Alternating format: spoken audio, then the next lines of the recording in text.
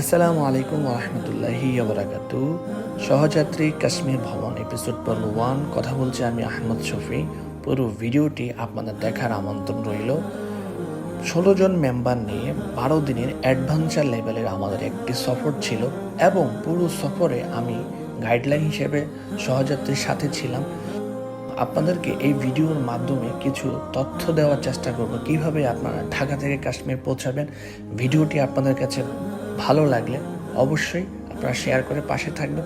চলুন সহযাত্রী কাশ্মীর ভ্রমণ এপিসোড পর্ব 1 আমরা শুরু করি। ঢাকার আরামবাগ থেকে যাত্রা শুরু হয়ে স্বপ্নের পদ্মা সেতু পাড়ে দিয়ে আমরা চলে আসি বেনাপোল বর্ডার ইমিগ্রেশনে ভোর 4টা বাজে। সকাল 6টায় ইমিগ্রেশন শুরু হয়। 1 ঘন্টার মধ্যেই আমরা ইমিগ্রেশন শেষ করে ইন্ডিয়াতে প্রবেশ করি। এখান থেকেই আমাদের দেশ ট্রাভেলসের অন্য বাসটি কলকাতা নিয়ে যাবে। যাওয়ার এই রাস্তাটি সত্যি খুবই মনোমুগ্ধকর, বিশাল বড় বড় গাছ। এখান থেকে কলকাতা আমাদের প্রায় আরও 3 ঘন্টা সময় লাগবে। আমরা দুপুর 12টার মধ্যে কলকাতা পৌঁছে যাই। হোটেলে ওঠার আগেই আমরা দুপুরের খাবারটা খেয়ে নিই। গরু গোস্ত কমে পেয়ে সবাই তো লুপে পড়লো। আমরা বিকালবেলা আবার বেরিয়ে পড়লাম যে যার মতো করে কলকাতা শহরটা ঘুরে দেখার জন্য। আমরা একটি হলুদ ট্যাক্সি ভাড়া করে হাওড়া ব্রিজ, নিউ মার্কেট এবং কলকাতার স্ট্রিট ফুড ট্রাই করলাম। কলকাতা আসলে এই ব্যাপারটি খুবই খারাপ লাগে। যাই হোক, আজকে আমাদের যাত্রা দ্বিতীয় দিন। যাচ্ছি শিয়ালদা থেকে দিল্লি, প্রায় 16 থেকে 18 ঘন্টা লম্বা একটা জার্নি। তো আমরা এই মুহূর্তে শিয়ালদা রেলওয়ে স্টেশনের ভিতরে চলে আসছি। ট্রেনের শিডিউল এখানে দেখে নিতে পারবেন আপনার ট্রেনটি কখন আসবে। এইদিকে আমরা আমাদের রাজধানী এক্সপ্রেসের জন্য অপেক্ষা করতে করতে যখন ক্লান্ত হয়ে পড়ি, আমাদের আবুজার ভাই এবং জাকির ভাই ওনারা মহিষের লাচ্ছি কিনে এনে সবাইকে খাওয়াচ্ছিলেন। অন্তঃস্থলতে তখন ওনাদের জন্য শুধু দোয়া আসতেছিল, কারণ প্রচণ্ড গরম ছিল, আমরা প্রচুর ঘামতেছিলাম। অবশেষে আমাদের রাজধানী এক্সপ্রেস এসে হানা দিল। শিয়ালদা থেকে নিউ দিল্লি যাচ্ছি আমরা। ঠিক 4:54 আমাদের ট্রেন নিউ দিল্লি উদ্দেশ্যে ছেড়ে দিল। অনেকগুলো অঙ্গরাজ্য পাড়ি দিয়ে আমরা দিল্লি পৌঁছাবো, কানপুর, লখনৌ। এই যাওয়ার পথে কত না দৃশ্য আমাদের চোখে পড়বে, সে কি এক অনুভূতি। ট্রেনের ভিতরে প্রায় 16 থেকে 18 ঘন্টা কিভাবে আমরা পার করলাম সে গল্পই আপনাদের বলবো। আমাদের বিকেলের নাস্তা দিয়ে গেল টিটি, যেগুলো আমাদের টিকিটের সাথে ইনক্লুড ছিল। তো আমরা চা কফি খেয়ে বিকালটা পার করছিলাম। ট্রেনের মধ্যে আমরা আসর, মাগরিব, এশা এবং ফজরের সালাত আদায় করি আলহামদুলিল্লাহ। দাদা ভেজ নাকি নন ভেজ? যাই হোক, ইন্ডিয়া সফরে এটা খুব পরিচিত শব্দ। আমরা নন ভেজ অর্ডার করেছিলাম এবং জিজ্ঞাসা করেছিলাম চিকেন কি হালাল কিনা। বললো হ্যাঁ হালাল। তো খাবার স্বাদ মোটামুটি আলহামদুলিল্লাহ ভালোই ছিল। ডিফারেন্ট আর স্বাদ আছে এরকম ভাই। বাইরের যে খাবার খাচ্ছি তার একটা মানে ফিল পাচ্ছি। তো এখানে আছে হলো এর ভিতরে রুটি আছে, এখানে ডাল আছে, টক দই আছে, চাটনি আছে, এই তো হচ্ছে আমার রাতের খাবার, যেটা আমাদের আর কি ট্রেনের সাথে আর কি আমাদের প্যাকেজে অন্তর্ভুক্ত ছিল। ব্যাগ দিবে, টাওয়াল দিবে, আর এখানে যে বিছানা চাদর দিবে। দাদা চাদরটা বিছাবো। রাতের খাবার খেয়ে আমরা ঘুমানোর প্রস্তুতি নিচ্ছিলাম। তো আমাদের ছিল স্লিপার এসি সিট। তো আমরা ঘুমিয়ে ঘুমিয়ে যাব। তো ট্রেন থেকে আমাদেরকে একটা বেডশিট, একটা বালিশ এবং একটা চাদর দিয়েছিল। তো এইভাবে বিছিয়ে নিতে হবে।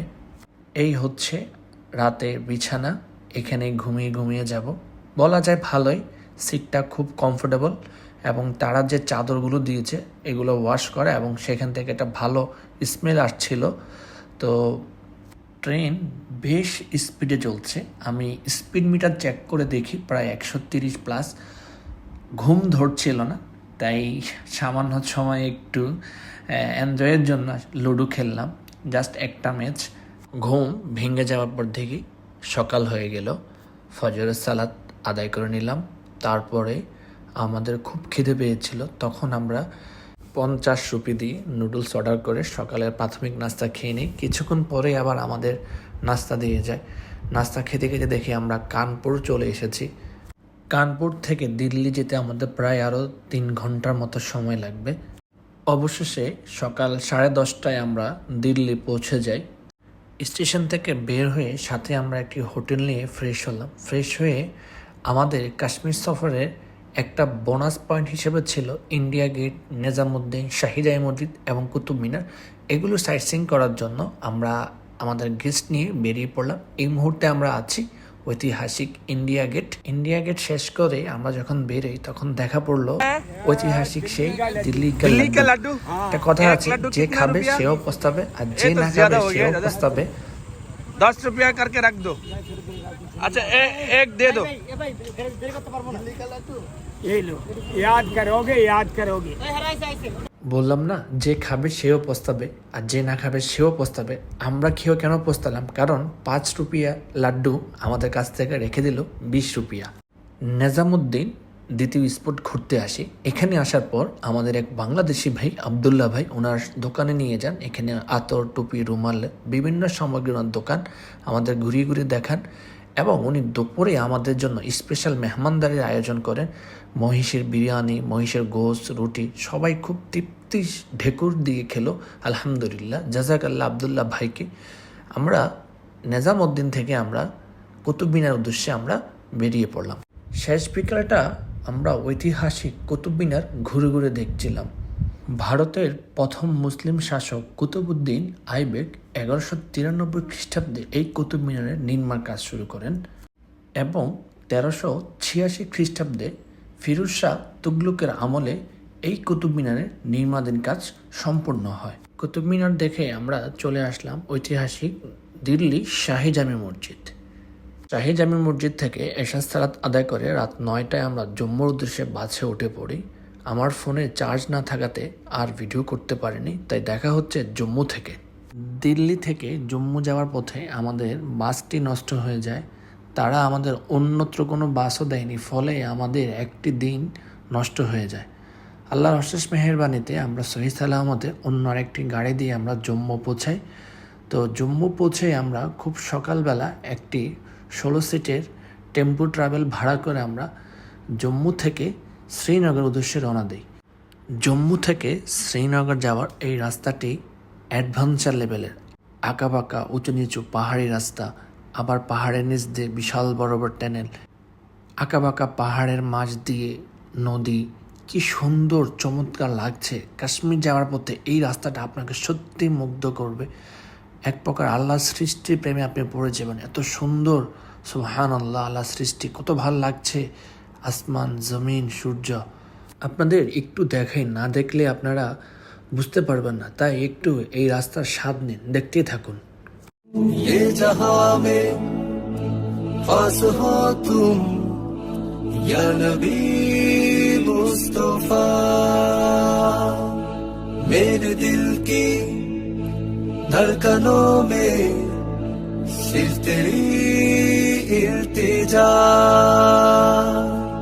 यहाँ ढूंढ के यहाँ निकलता है बहुत दुरिया, तुम ही हो रहबर हमारा, तुम ही हो वास्ता, रात दिन तेरे नाम रूह में कैसा जादू किया, आसमां से नूर आया, चांद शर्मा गया, दो जहां का बादशाह तुम खुद खुदा चुन लिया।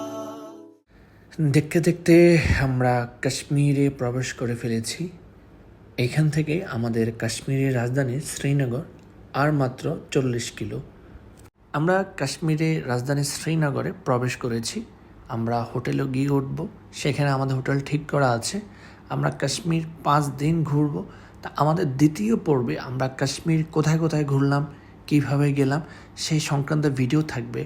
আসুন এখন আমরা আপনাদেরকে বলি, আপনারা বাংলাদেশ থেকে কিভাবে কাশ্মীর যাবেন, কিভাবে গেলে আপনাদের সহজ হবে, আরাম হবে, সে বিষয়ে আপনাদেরকে কিছু তথ্য শেয়ার করি।